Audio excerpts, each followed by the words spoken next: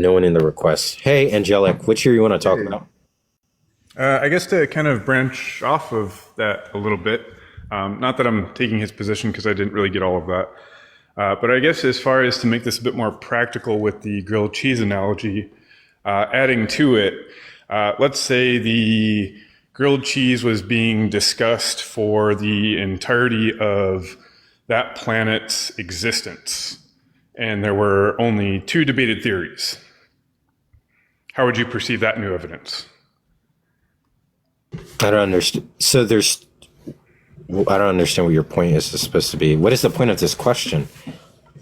In any case, if I don't have look, whether or not I have no competing hypothesis, I don't know. Now you're introducing something different. The point of the analogy was to show him his error in reasoning in thinking that if there's no other competing hypothesis, the only hypothesis standing is the one that explains the data.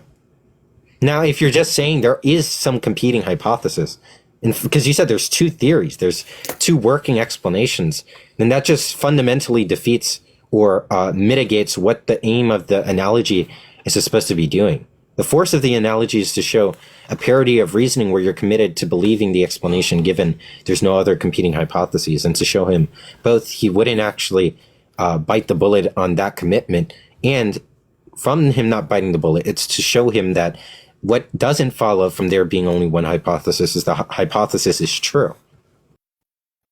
Yeah, not absolutely true, but I wanted to understand from your logic and reasoning that if there is, let's say, one hypothesis of two that have been, of the many, let's say, heavily debated for the entire existence of the planet, there's two main standing theories of the many that have been debated.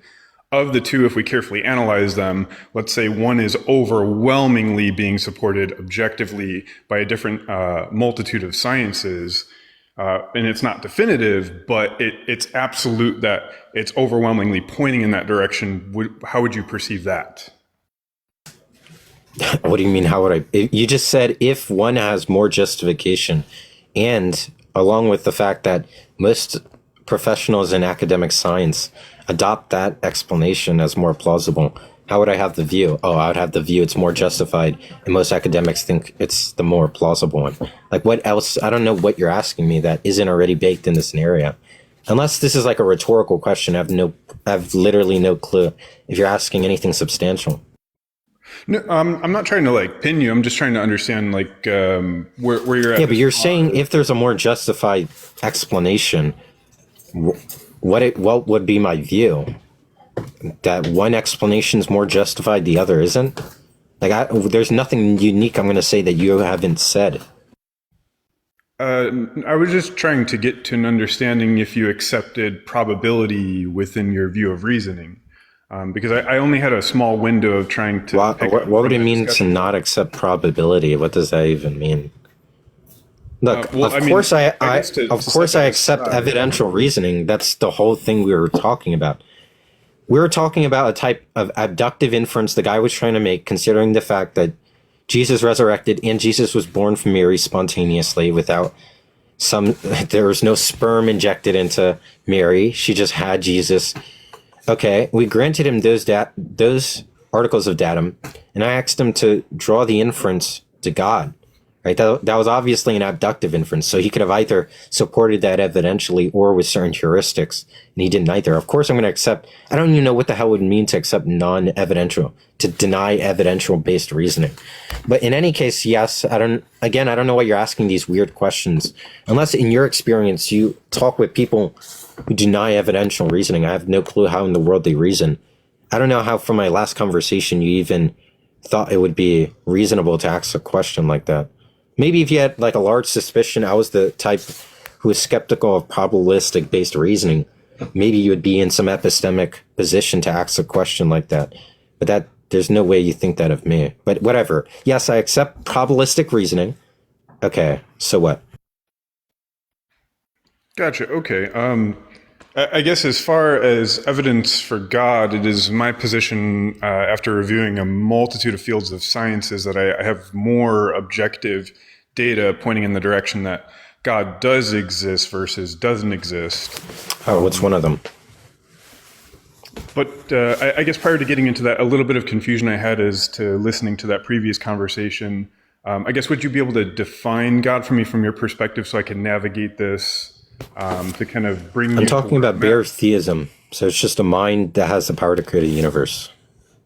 Gotcha. Okay. As far as from a quantum physics perspective, are you familiar with the double slit experiment? Not really. Gotcha. Okay, I guess I'll set that one aside. I guess a little bit more of a simplistic positioning from physics. But is that light acts like particle and wave? Kind of. I mean, that's one of the functionalities, or I guess you could say, characteristics of quantum particles. But there's a specific experiment that I was referring to. Okay, what is, okay, so there's some quantum project, and the quantum project makes some novel discovery. What is the discovery, and how does that raise the probability there's a God?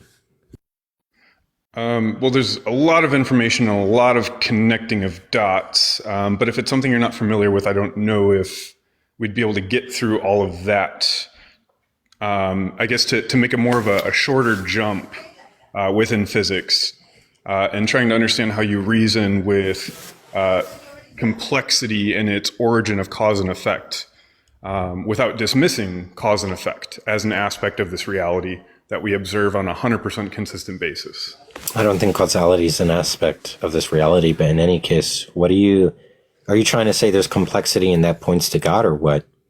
Wait, you don't accept cause and effect within this reality? I don't know if I understood. Well, cause and effect isn't a proposition, so there's nothing there to accept. If you're asking me, do I accept cause and effect as a feature of reality, then no, I don't accept that. But in any case, I don't see, that's not going to be interesting anyways. Look, I can even grant you that fact because that wouldn't turn on anything. But of course, I'm pretty sure most metaphysicians are actually people who are not sympathetic towards causal realism. Though I might be wrong. But in any case, if causal realism is something that's prevalent in metaphysics, then I'm fine with well, in fact, we don't even need to dispute the empirics, but my suspicion is most people in philosophy are not causal realists. So no, I don't think most people actually who are qualified in the field to talk about whether causality is a feature of reality. I have a large suspicion most people aren't. But in any case, let's just say causality is a feature of reality. There's complexities in the world. Continue. Well, I guess setting aside philosophy, which we could expand into that later, but just kind of fundamentally getting to the awareness of the objectives. Causal realism is philosophy. You understand that, yeah, right? But to make the claim that causality is a feature of reality is just a robust metaphysical claim, which I'm just going to say it here. And unless I'm wrong, I'll gladly take it back. But you have no argument supporting causality as a feature of reality. In fact, I've never seen in any of the, maybe years of reading in philosophy, I've never once ever seen any literature concerning arguments for causal realism. Not to say that there isn't, but they're not. That's why my suspicion is that they're not prevalent. But most metaphysical theses are like trash anyway. So, but I'm correct, right? You don't have an argument causality is a feature of reality. So I guess if I'm going to jump ship from the foundational simplistic perspective I have in regards to physics that supports God's existence, to expand more into, it sounds like philosophy and the conjunction of philosophy and metaphysics is the direction you'd like to go in? I'm asking you if you have an argument. I'm going to grant you it either way. All I'm just asking, we don't even need to talk about your argument if you have one. I'm just asking you, do you have an argument that causality is a feature of reality? Do I have an argument that causality is the future of reality? Feature is a feature of reality. Could you elaborate a little bit for me? This is something I've never been asked before. You said that causality is a feature of reality. You said it's an aspect of reality, that causality is real. It's a part of reality. Cause and effect exists. That's what causality is. Gotcha. Yep, that's the claim. Anonymous. That's the claim. Mm-hmm. So like the idea that if I, let's say, pick up a TV remote and drop it, and I observe that just cause and effect, yes. There's a cause and effect. Okay, yeah. Yeah, you don't have an argument that that's a feature of reality, right? I mean, if the empirical evidence that we could observe through a multitude of tests wouldn't be sufficient, I don't know where we could go from there.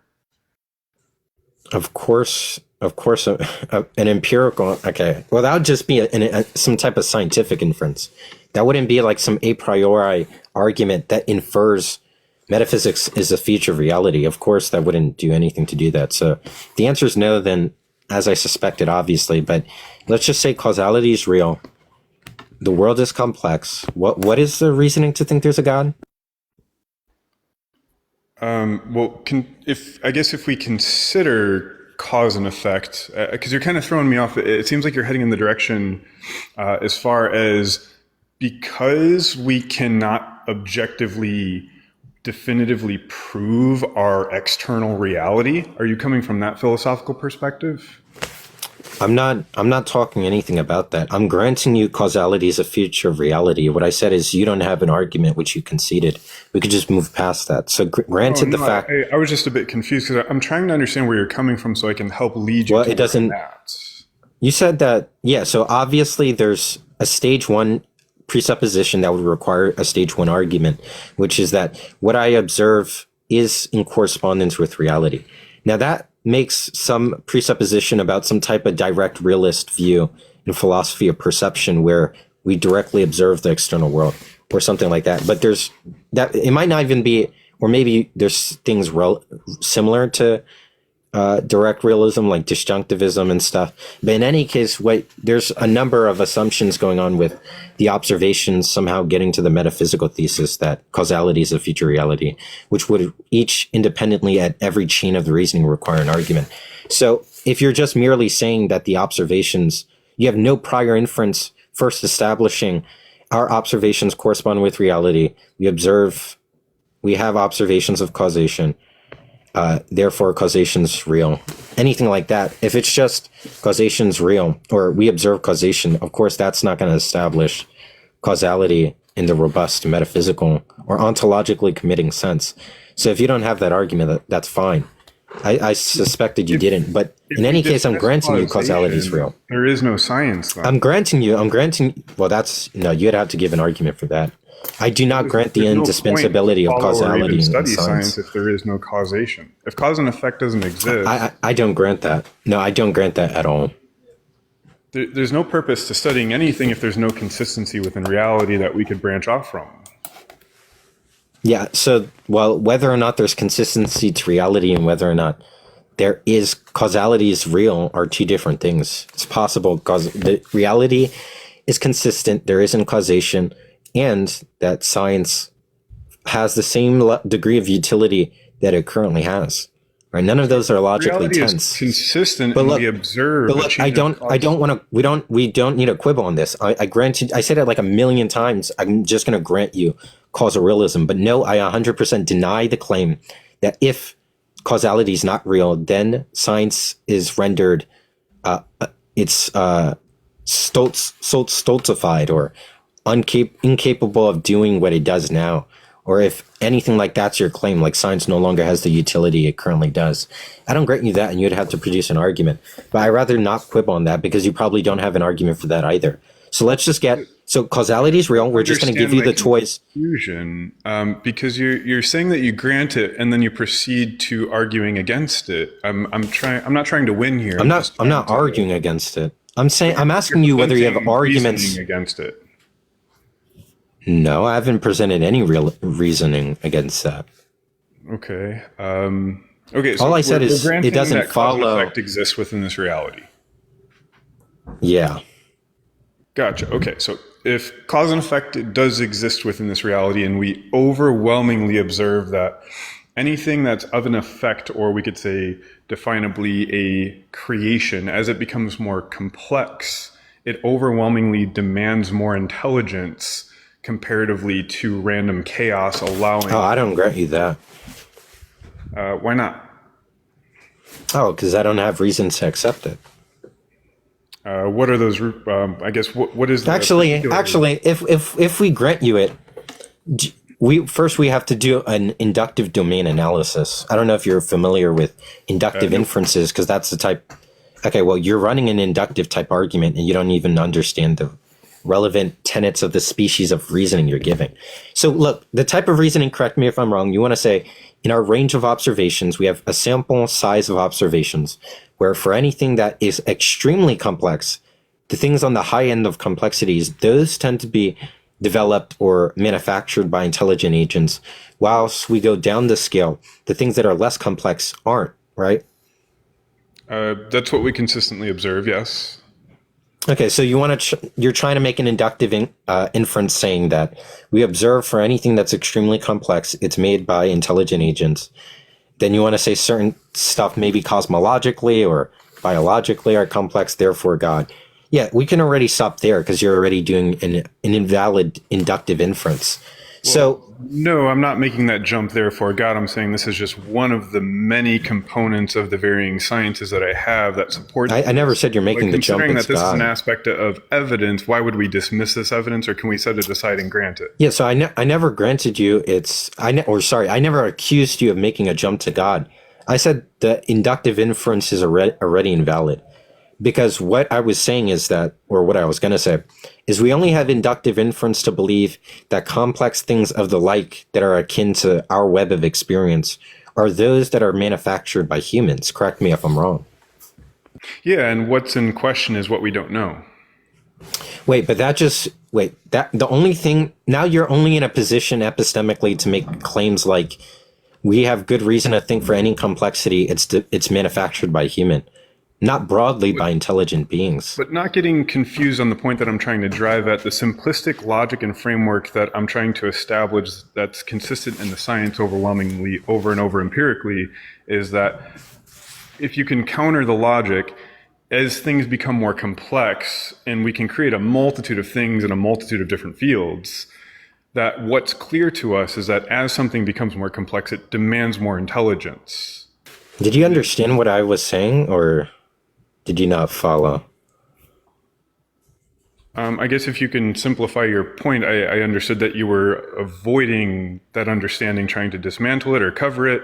But if you can, we can set that aside and cover it. Why using like these like rhetorical words to make it seem like I'm doing something weaselly? Look, I broke down the inductive inference you're doing. I did. And it just seems like you didn't track what I said. If you can maybe reproduce or steelman anything that I've said thus far concerning your inductive inference, be my guest.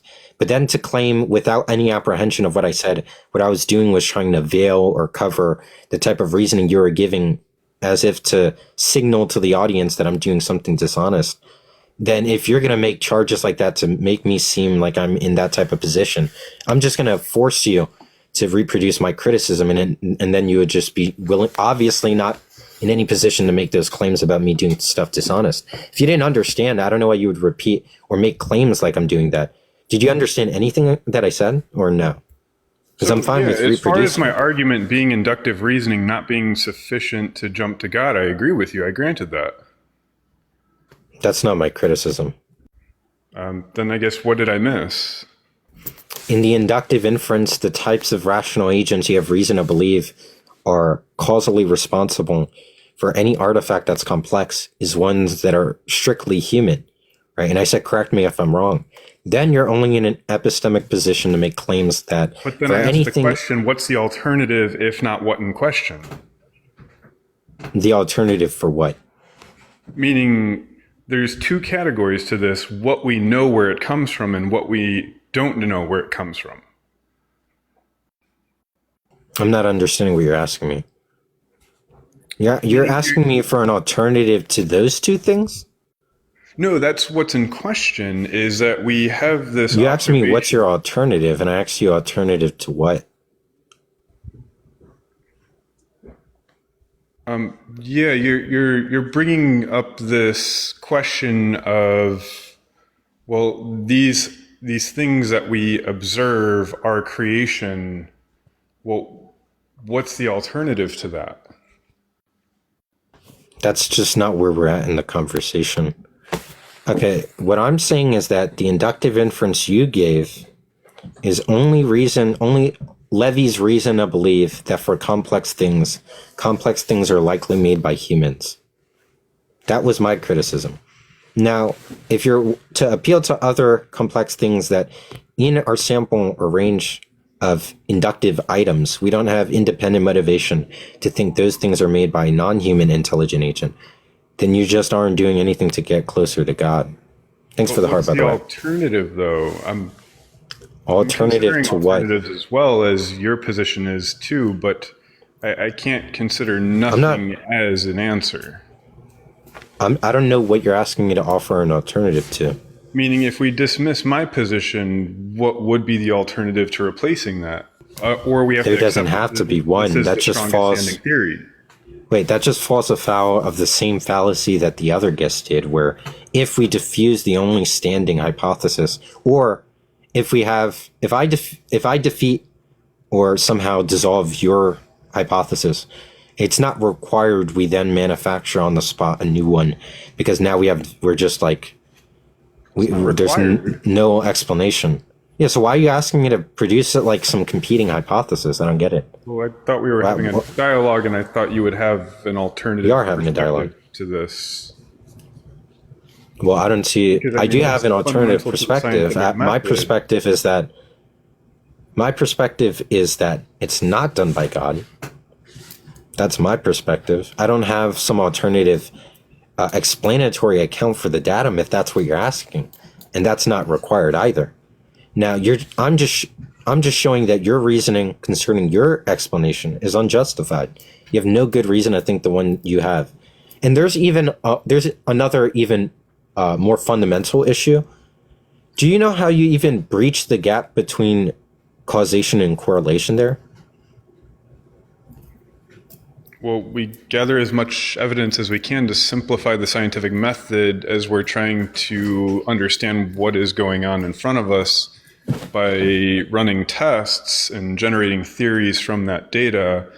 As we rule out theories, we do have to be honest with ourselves and accept the one that is the strongest. I mean, it doesn't mean definitively therefore what is this responding to?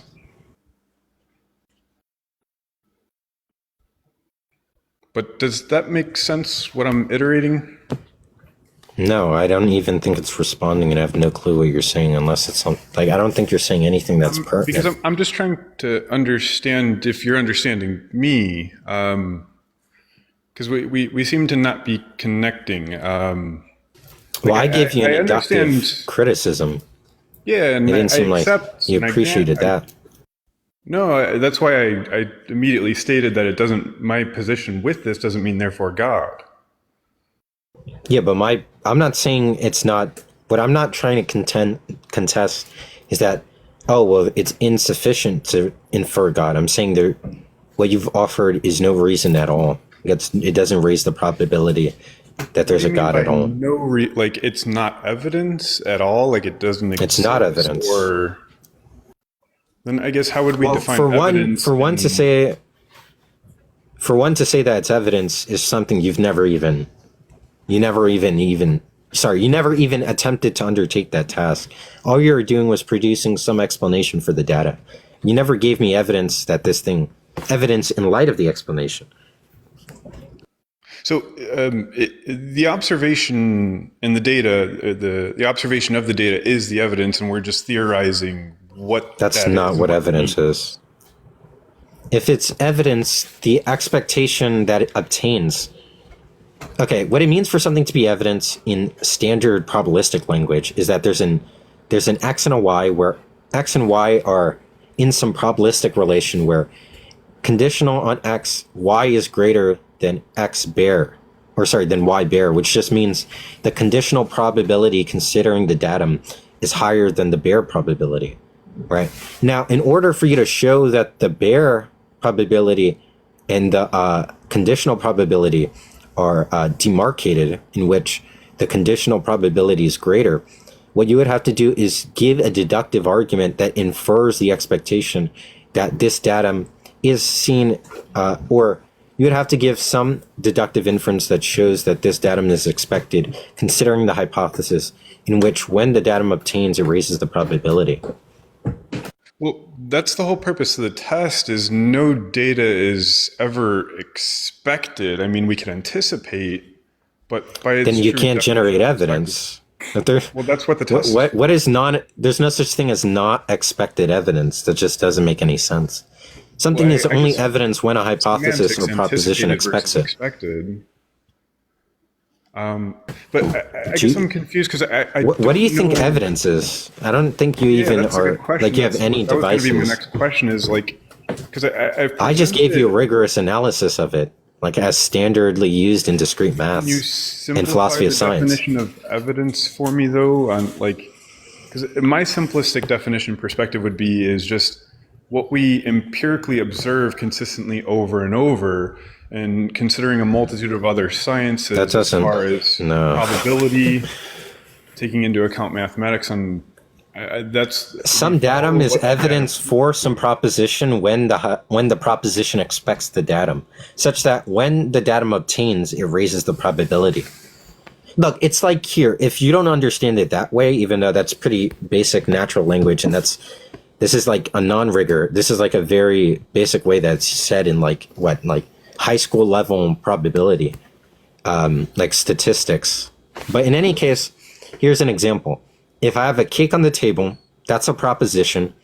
What would be considered evidence? Well, when we have the datum that there are trails of frosting leading up to the table, the proposition there is a cake on the table, conditional on the data that there is crumbs of frosting leading up to the table, the conditional probability of the proposition there's a cake on the table, considering the data, is more likely than bare data, bare hypothesis, where it's just we have the proposition there's a cake on the table. When we have the datum in condition with the hypothesis, the data raises its probability.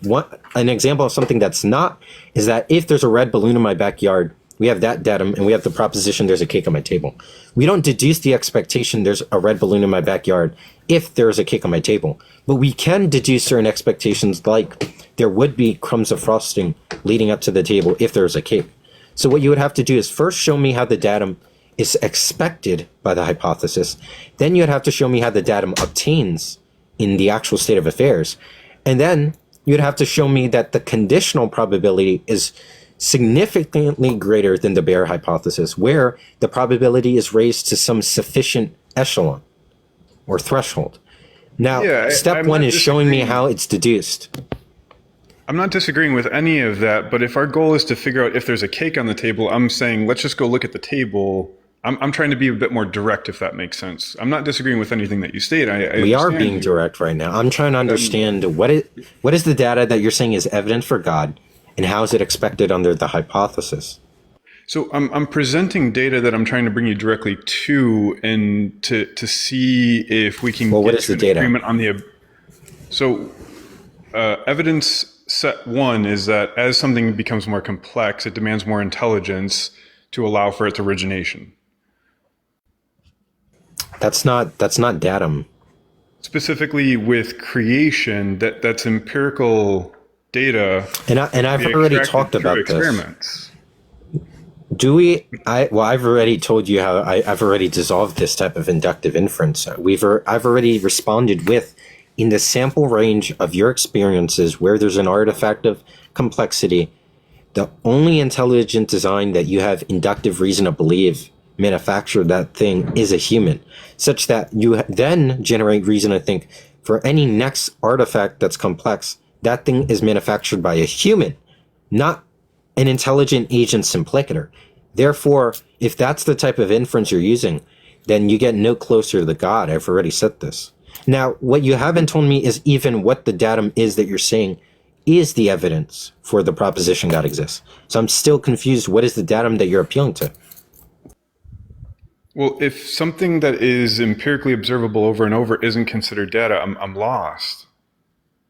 I don't know how the data is just the thing where it's just the entities in the observation. For example, in the cake hypothesis or cake example, what the datum is the entities that are crumbs of frosting. That's the datum. So we have a set of entities that are crumbs on the floor though. Leading up. Is an observation of the crumbs considered data and evidence?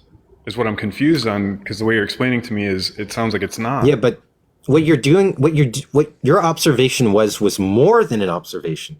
You introduced other facts like it being consistently observed over time for a length of time. That's not datum. That is an inductive inference where you're talking about a range of observations that are observed consistently over time. That's what I already objected to. The consistency is what makes it data. What? Deducting the consistency, meaning we only need to observe the crumbs one time. That if we observe it a multitude of times, it doesn't increase the likelihood of that data being more significant or reliable. I don't know what seeing the crumbs more has to do with anything. Meaning if there's an overwhelming amount of more of corroboration to that data, it confirms it as more reliable. There's more consistency to it. So yeah, but I don't understand how more crumbs leading up to the table. Let's say we see crumbs in the driveway as well, and we see crumbs everywhere. That adds to the consistency of the crumbs that we initially observed, to the leading up to the cake on the table. I don't understand what that's changing. But I guess, like, simplistically, yes or no, like, is observing the crumbs once... That's just to say you have a range of datum. Okay, we can call it a range, but is observing the crumbs... I'm just trying to understand, even if it's a range of datum, what's the datum? Yeah, it is an evidence. I'm trying to understand what is the range of datum you're appealing to then? So the complexity argument is just fundamentally one of the aspects of data or evidence. It's the crumbs. It's one set of crumbs that we're... But what is the datum? Just tell me what the datum is. The complexity perspective that we observe empirically are the crumbs, if that makes sense. So the complexity is the datum. If the crumbs are the datum, if I'm understanding you correctly, yes. So the complexity of what? The complexity of anything within our existence, as it becomes more complex, it demands more intelligence, what we observe over and over. That's what I consider to be evidence, the crumbs. Wait, what's the datum? We can find more evidence to as why there is a cake on the table. Wait, I'm not clear what the datum is. So the crumbs are the datum, yes? Look, I'm not asking you about the case. I'm asking about this God case. Your actual I'm trying argument. to communicate through your language. Okay, so don't... Wait, that's not helping anything. I'm trying to understand what your datum is that you're claiming is evidence for God. So introducing this case where I was explaining, I was outlining in a nutshell what it means for something to be evidence. When you reintroduce that example to explain what your actual datum is, that's not helping. Why in the world would that be? I'm not confused. I was explaining to you how something is evidence for a hypothesis. I'm just asking right now, what is the datum you're claiming is evident for God? Gotcha. Okay. So, and then also in addition to that, I agree with you. Just because we observe crumbs doesn't mean that there's a cake on the table. I think we agree. I'm just asking you, what's the datum? Just answer. So as far as the particular set of data that I'm trying to see if I can get a direct contention with, if I'm viewing it correctly or incorrectly from your point of view, is that it is a objective fact that as everything becomes more complex as far as creation within this reality of what we observe, it does in fact demand more intelligence to allow for the construction of it. Okay, I don't grant you that. So then what would be the direct contention with that without avoiding the understanding of that position? The contention is I haven't been supplied with an inference in light of that. Yet you never rendered an argument in support of that. So like comparing the code even to if I Grand Theft granted Auto you that, to a t-shirt. Sorry? So comparing the complexity of a t-shirt to the code of Grand Theft Auto, there's a clear variation in the complexity of its organization.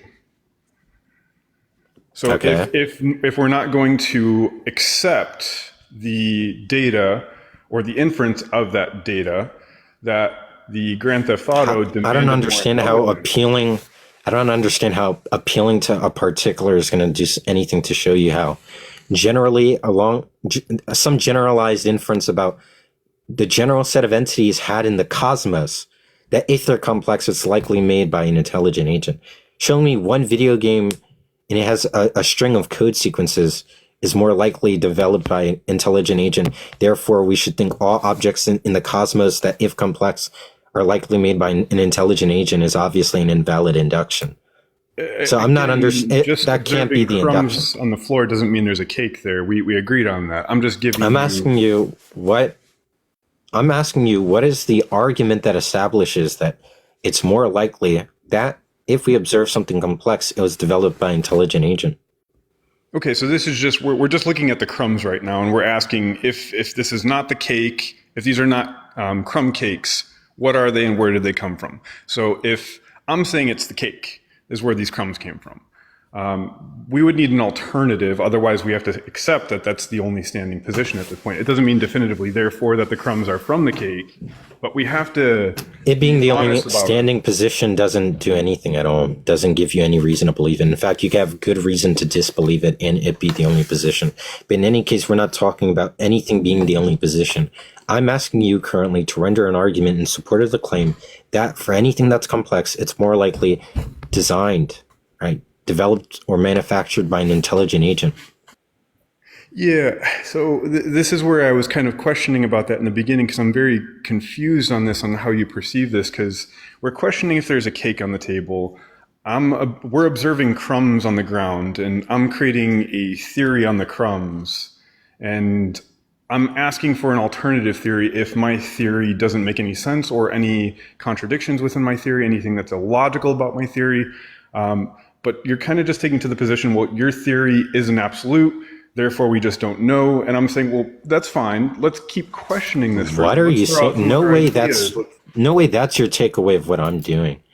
That your theory is not absolute. What I'm contesting is you've produced no argument for.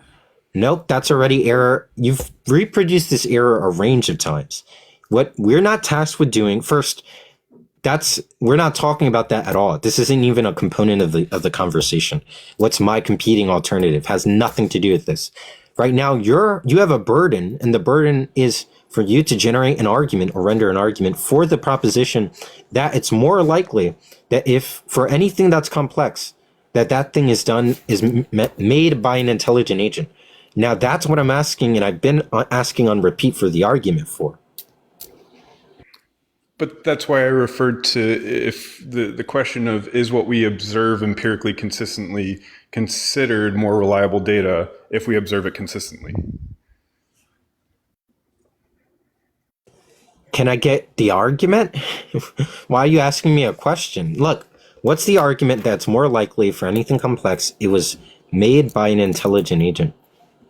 Well, that is the argument. The data that supports that argument is what we observe. That's the proposition. That's not the argument. What would be the difference between a proposition and then an argument within this context? Jesus Christ. You don't know the difference between a proposition and an argument? Within this particular context is what I'm asking. I'm not using it in any context. An argument, a proposition is presumably you know what a proposition is. Jesus fuck, there's no way in the world you don't know what a proposition is. But if you presenting an idea about something. No, a proposition is an idea is not a proposition either. Yes, they're different. Ideas can be in the context. That's why I ask contextually, what's the variation so I can understand on how to articulate. By proposition, what is not meant in philosophies or in the natural language is an idea. Right. So obviously, I don't know. What do you think? You understand a proposition is a truth-apt statement, correct? Yeah. Okay. Hopefully you're not saying yeah and talking out your ass. Okay. So a proposition is a statement that's truth-apt. Okay, great. Now that we established that, what is an argument? An argument is a sequence of propositions that infers a proposition. An example is all men are mortal. Socrates is mortal. Therefore, Socrates is man. All men are mortal, Socrates is man, therefore Socrates is mortal. That's an example of a valid deductive argument, right? It's a string of propositions that infers a conclusion. The standard device of an argument used both as a linguistic device and by academic philosophy professionals. There's no way this was ambiguous. You have to be bullshitting. Now that we're clear what an argument was, And it took you this long to put into question what an argument was, even though we've been communicating the language from the onset. What is the argument? That it's more likely for anything that's complex, it was made by an intelligent agent. Gotcha. Okay. So we have a t-shirt that took 1 hour to construct. And only one person. We have an automobile that took a team of people to construct and months. And we have a video game that took 10 times more people and years to construct. What do we deduce from that? My argument from that, of what we observe, is that as something becomes more complex, it demands more intelligence to construct it. That's not, oh my God. Okay. Wait, don't you have like a bunch of followers and haven't? No, look, the point is, nothing, like you're like conceptually impoverished. You have a lacking in all tenets of science, of philosophy. You have no devices of philosophy. You have no clue what an argument is. Right now, you're still struggling to produce an argument. And you have no clue what the types of arguments you are running are and in which ways they're sound and valid. You have like, right now, it's like so difficult to communicate with you because you're the one arguing out of your ass and you have no clue how to actually argue. Huh? Oh, no. Usually when somebody brings somebody else up, it's to drown me out or to kick me off and get rid of me. But I no, this guy's a friend of mine who tends to be more patient. I don't know how helpful he is. Oh, okay. Sometimes he's on your side. That's good. I like a challenge. Well, sometimes he gets on my nerves. Sometimes he's patient and actually resolves problems. Hopefully Davy's the good Davy today. But in any case, all you've named was 3 examples of things manufactured by specifically human agents. Now, all you're saying is there's some range of things. Okay, so there's a very small probability from the 3 examples you gave that's more likely the next instance some complex object is made by a number of humans. That's all you've established. I'm trying to understand the proposition. So how do you determine that's a small probability? How did you come to the conclusion small? The range of... What are you comparing that to? You've named 3 instances. Okay, but what are you comparing that to determine that it's small? Nothing. The fact that... I don't understand your... Look, if I have... in my web of experience, I have one instance of observing an apple and it's red. That gives me a very fringe, more inductive reason to think the next instance I see a red apple, or an apple, it will be red, right? But given I've only experienced an apple once, that's not very good inductive reason. If I observe a million apples in different plates, in different geographies across the planet, and all the apples I've ever came across, let's say it's 1 billion, right, in all parts of the planet, they're all red. That's really strong inductive reason I think the next apple I come across, it will be red. Now, all you named was 3 instances of things manufactured by humans, so we're not even getting to non-intelligent design, or non-human intelligent design. But even then, the sample pool of instances are too small to generate a robust inductive inference. But I do want to say I agree with you that a consistent observation does increase the probability of us being able to trust that evidence. It becomes more reliable. No shit. This is like basic induction. I don't need you to... Okay, so we agree. Thank you. When he gave the argument that complex things, we can infer that they're designed, I don't understand how he's actually making the design inferences in the cases that he gave. So you said, like, when you see a shirt, you infer that it's been designed. When you see a video game, you infer that it's been designed. How are you making design inferences about those things? No, when we observe a shirt, we know for a fact that it's been designed. When we observe a video game, we know for a fact it's been designed. I'm saying, how are you coming to the design? The question is this reality and human beings. I'm saying, how are you coming to how are you making the inference that those are designed?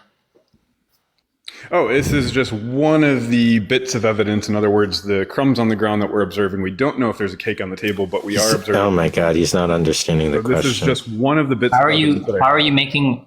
What are you appealing to make the inference that some shirt you see is designed without actually knowing, without actually watching it be designed, like going to a factory or something? Like you just see a shirt on the ground. God's in question right now. What are you like appealing to make the inference that it's designed? Well, if we never observe the shirt being created, we don't know. So you think that if you see a shirt and you haven't seen its creation, you don't know if it's designed? In what world are we talking? What's the context? Is this Jesus Christ? Isolated hypothetical? This is Like you're just going to the ground. You're just walking on the street, and then you see a shirt on the ground. Okay, if I'm a human being in this reality and I observe a shirt on the ground, knowing that I've observed shirts be created in the past, yes, I can infer that that shirt was created. Okay. Wait. So wait. He's undermining his own point because you heard what he appealed to, right? He appealed to his background knowledge about shirts. Yeah, I know. Yeah, but we don't have any background knowledge about universes and whether they're designed. Yeah, that's what I. Yeah, but it's funny that you raised that objection, and I raised the other objection that the set of objects that are the intelligent designers are exhaustively human, such that you only levy reason to think that complex things are made by humans. Now you've raised the objection that you have no priors of other objects akin to planets, celestial bodies, cosmos being designed. So you have no priors in that. Now he's just done, and he's still not even tracking what's going on. Wait, that just undermines the whole argument. He undermined the whole argument by appealing to his background knowledge. If you conceded to those two things, that just means your argument has no standing. It's just fundamentally Can you dissolved. elaborate on that for me? I don't understand that. Why does my argument fall apart? If you never seen a glue, let me try. Okay, go ahead. So why do we throw away the evidence of the crumbs on the ground just because? Okay, just forget about the cake. Okay, that we don't know. Let's talk about the shirt, right? Wait, you have priors of crumbs of frosting coming from cakes. If I have that, then yes, we can consider it. If you don't have priors about celestial bodies being designed, nor do you have any you don't have any priors of there being any intelligent agents other than humans that are responsible for complex manufacturing, such that you don't have inductive motivation for the set of items you gave. And if you did, the only entities that would be responsible for the complexity would be the type of humans. I think I see what you're getting at. Okay, so this is where I now better understand your position because you're not taking a position. So you're arguing to support a non-position, but you can't, I guess, how long can you do that for though? Meaning, are you always for the rest of your existence? Let me try. You're not understanding. Maybe let me try. The point is that. Okay.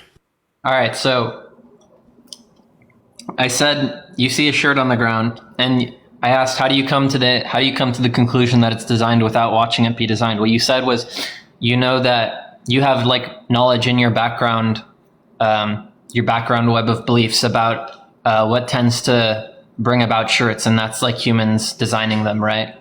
But that just undermines your whole point because we don't have any background knowledge about universes, so we can't make a design inference by invoking that sort of principle. Gotcha. Okay, yeah, but if we, let's say we observe a shirt on the ground, we've never seen shirts be created before, we don't know what the shirt is, we can present theories on that and begin to question it and compile the evidence and have conversations about that evidence and the theories. But then one person comes along, isn't willing to generate a theory and says, you're all wrong on trying to generate a theory on this. We don't know. I don't know if you're all wrong. I do know that. I don't see the problem with doing philosophy with a hammer, right? You can just undermine everyone's point and show how they don't have any justification for their position, but just not take a position. Right. The fact that someone doesn't have a position doesn't undermine their criticism. So, like for example, of course. I don't know why you keep bringing this up. Let's say I'm agnostic on whether the amount of atoms in the universe is even or odd. Right. I can go ahead and undermine everyone's justification for thinking that the amount of atoms is even or that the amount of atoms is odd without taking a position. In fact, it's probably the only rational thing to do is to not take a position on that. I agree. So essentially, so if you agree with that, then why you concede that what you were saying was like completely stupid. Yeah, like No. it What doesn't I'm follow that saying I would is have to that give you're, an by taking alternative. a non-position and providing criticism of other positions, you're assisting in the argument. But to dismiss solid evidence, because it sounds like you're taking a But this position. is a We're not different. granting you have any evidence. This is a different. Look, this is a different criticism. Earlier, before you were just saying, "Oh well, you shouldn't criticize other people if you won't even offer a hypothesis." That's not what I'm saying.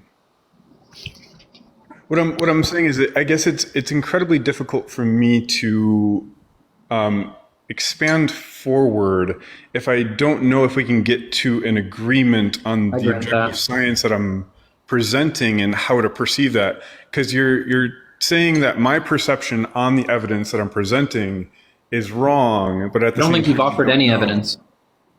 Yeah, you didn't offer any evidence. I don't understand how complexity In is. fact, he conceded he doesn't have evidence by denying his priors. I don't understand. Considering Yeah, well, he could appeal to some other reason for the design inference, but I mean, I don't understand. I don't understand how he thinks argument. complexity is a hallmark of design if he thinks everything in the universe is designed. But you do understand logically your foundation is Yeah. I don't know, and I do know that you're wrong though. Yeah, that's the foundation I have when supposed to be people. That's the foundation I have for when people claim that the amount of atoms in the universe is even. But if you know Is that that wrong, Like, how did is you that come to supposed to be a conclusion? reductio or what? Like, wait, No, you the can claim isn't that they're dissolve wrong. the The claim is reasons that they have no could justification for provide. their position. Yeah, they can provide reasons that are bad, and then you can deconstruct the reasons and show how they're bad. The You thing they yourself could be not wrong have a about view. is that they have justification for their position.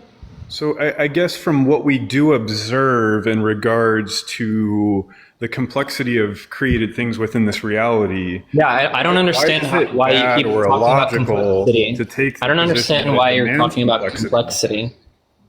So can you give me one particular or direct explanation to why it's bad reasoning from what we observe, my inference on what We just gave you two.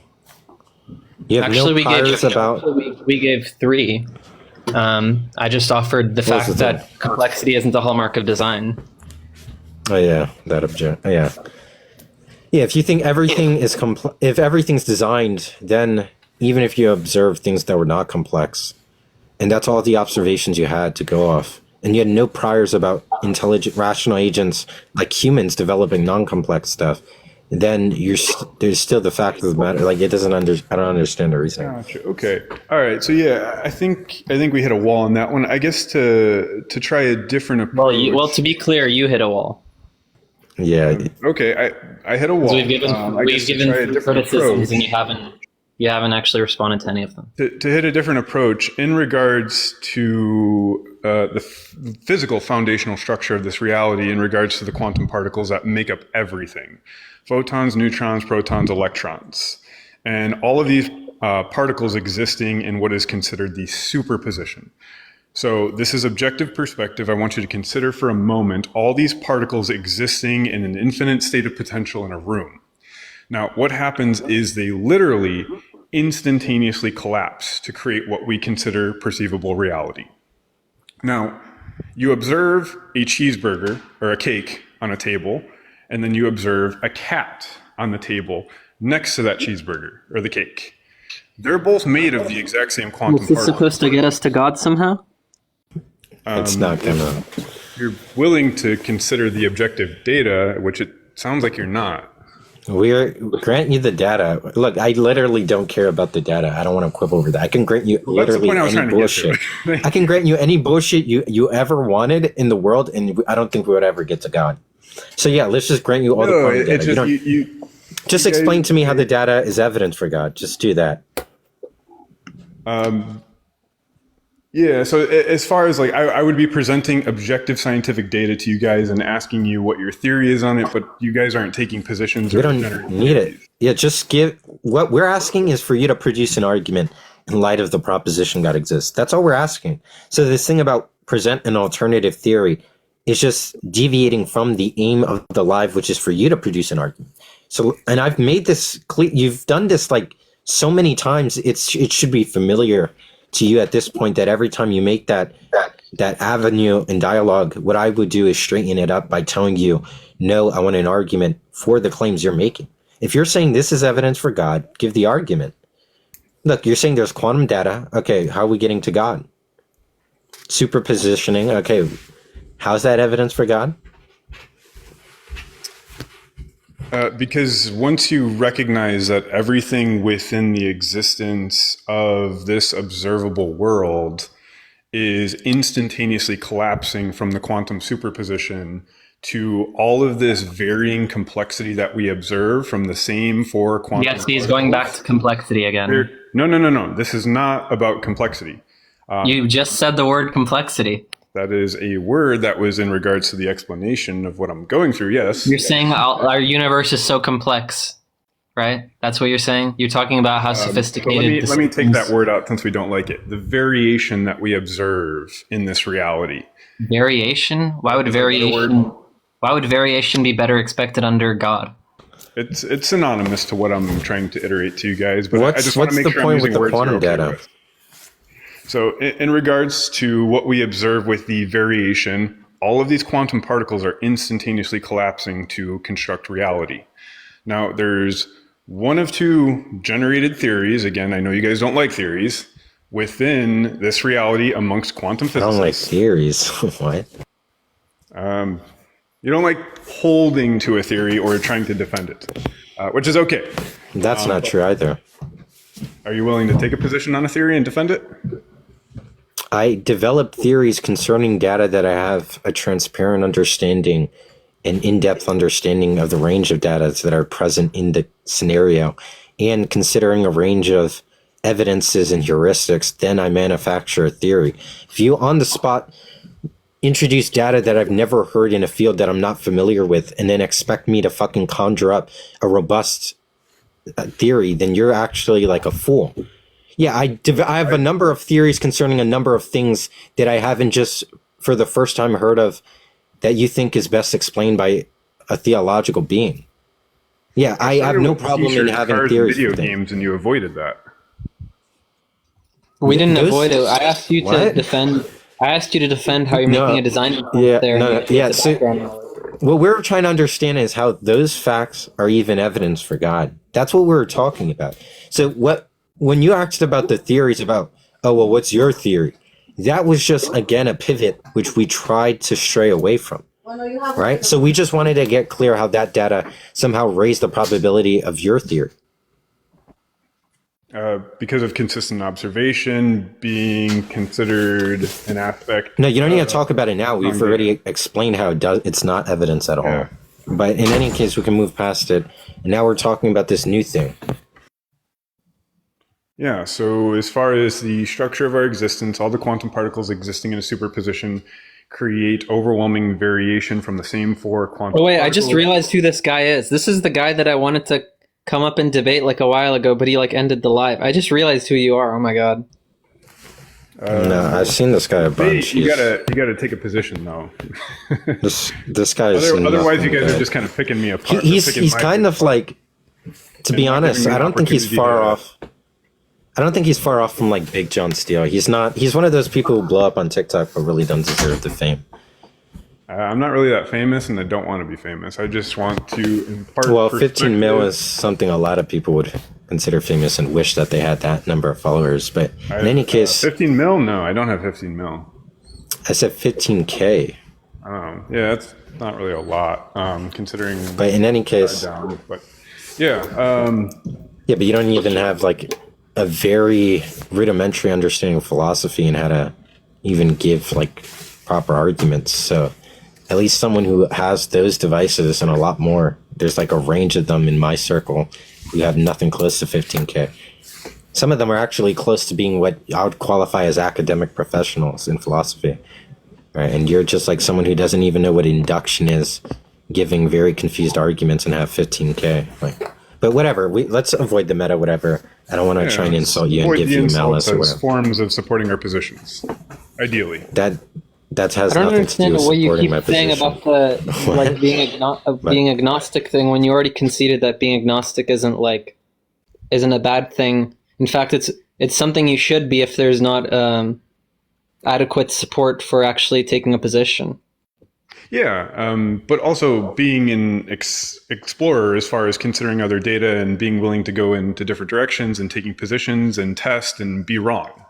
It's part of being a strong scientific agnostic. If you think the data underdetermines either hypothesis, shouldn't you just be agnostic? Wait, sorry, you cut out. Say it one more time. If the data doesn't actually like point you towards one hypothesis over the other, shouldn't you just be agnostic? In that situation, I would agree, yes. But that's where I'm trying to claim that I have more evidence pointing in one particular direction over the other. Well, that's what we're debating about. That's what's in question. Yeah, but that's where I guess there's a bit of a misunderstanding as far as like what I'm presenting actually being evidence. We just started with one aspect of it, and you're throwing it on the ground, stepping on it, saying it's not objective evidence to support that side.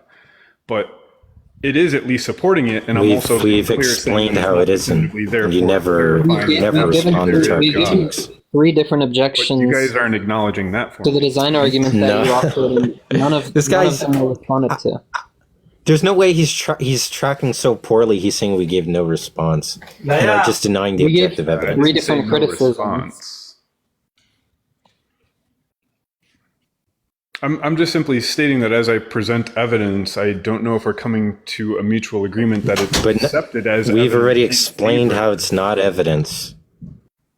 And that's where I guess I'm confused on how to present evidence to you guys and what you consider evidence, even though previously we did agree that as something becomes more consistently, overwhelmingly observable, we already explained more reliable evidence.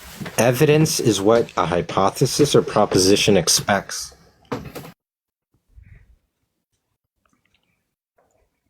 It's something that raises the probability. Most philosophers of religion don't take design arguments seriously.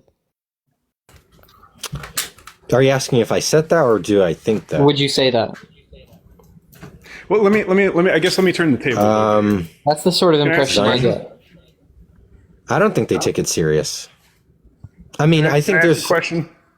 The theists do, but there's no way in hell that Joe Schmidt, Dan Linford, Oppie, Alex Malpass. Joe Schmidt thinks the design arguments are trash. No, everyone who's actually someone who's, I'm pretty sure Craig doesn't even think design arguments are good. Right? He runs Cosmological. Well, personally, I didn't want to start with design argument. I wanted to jump straight into quantum physics, but I didn't want to first initiate into an area that you weren't familiar with that you articulated to me. So I tried to avoid. I don't know. Do you think it just sounds like some sort of a argument from complexity, right? That's very similar to design arguments. Well, it's just look how complicated quantum physics, positron, whatever, quarks. This isn't the absolute complicated stuff. Evidence, therefore God. There's a lot. But look, Davy, at this point, I don't know if it's even worth continuing this conversation because he doesn't. Do you want to talk about something other than the argument of complexity? One more final question for you guys. I guess before I jump off, do you guys believe in what does not exist? What? Are you saying, do we believe that things that don't exist? Yeah. Why? What? Why would we believe you're that? Trolling. You're trolling. No. Right? Very serious question. Let's see if this will take me 2 minutes to get there. Okay. No. Okay. Now, what do you believe happens after we pass away? What happens to that individual consciousness? I don't have a belief. So no position. You guys aren't going to come up with a theory or something you're willing to defend? There's got to be something in there. Come on, give me something. I don't think there's an afterlife. I don't take a position, and there's no. Okay, I don't have so reason that to think individual being, their consciousness ceases to exist. Okay. In other words, they revert to non-existence. Revert to? Yes, because if they were ever in a state of non-existence? Yes, because prior to consciousness, they were non-existent. Yeah, but there's nothing to apply the predicate of non-existence to when they don't exist. Yeah. Okay, so non-existence. So they didn't revert to non-existence as if at some point they were in this mode of being called non-existence. So you agree non-existence does not exist. It's illogical to believe in what does not exist. Okay. Maybe Jack wants to talk with this guy. It might be more interesting. What do you think, Davey? Just leave it at Jack. Jack is more interesting with the design arguments, I think, than you or me. Well, if he's on my side, I want to say I appreciate you guys. My unconditional love to you. I'd love to expand into other areas of sciences. No, he's definitely run it again in the future. But are you my leaving? unconditional love to you. I'll catch you guys on the next one. Wait. Talk with Jack for a bit. Yeah. So, like, do you think that the design inference can work on God's mind? I guess I'll give it a couple more minutes. Wait. So does the design inference work on God's mind? What do you mean by that? Well, in other words, does God's mind exhibit the same hallmarks of design that generate a design inference at the first order, right at the level of in other words, was God created? Is that the question? Well, that would be the conclusion. Yeah, would be that God was likely. Yeah, the conclusion would be that God was likely created. Okay, so that's what you're trying to. He's asking if the same reasoning you're using to get to God, are you then warranted in using the same reason I think God has an intelligent designer? Yeah, exactly. So this is where I was trying to get an understanding on what position you guys take as far as the origin of the physical universe. Can you mute when you're walking around? Yeah, you're breathing into your mic. People think you're running a marathon.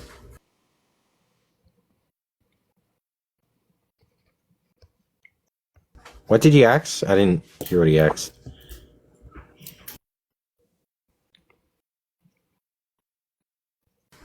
Well, thanks for the heart, Seppi. Are you there? Yeah, can you ask your question again? So to where he was trying to, I guess, jump to a conclusion and pin me on, it sounds like he's on your side. Well, he wasn't trying to pin you to anything. He just asked a very simple question: does God's mind? No, I could tell where he was going with it. He agreed that I was correct in assuming where he was taking me with the question, and that was God created is the ultimate question that he was going to lead me to. So that infers. No, that's not a question. That's not a question he's asking you. That's a conclusion. That's a conclusion, depending on how you answer the question that he did ask. Okay. So, can you answer the question he actually asked you? If you didn't hear it, we could just ask Jack to repeat it. But if it's the same one I just gave you, then maybe I could reproduce it. Was it the same God's question, mind. or is there some spark notes I can have on how you guys want me to address these questions? We just want a yes or a no. Just a yes or no. Okay, so we're tying me to yes or no. Okay, what's the question? Well, it's a yes or no question. It's either true or false. Yeah. It was either yes, I'm warranted in using the same inference for God's mind, or no.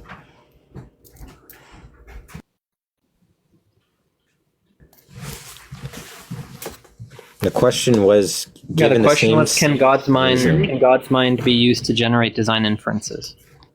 If you're still here in an hour and a half, I'll rejoin. I have to go to class.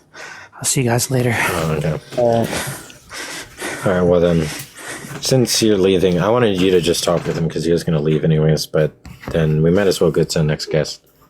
All right, well, it was cool talking to you. Appreciate you guys. Unconditional love to you, and I'll catch you guys in the next one.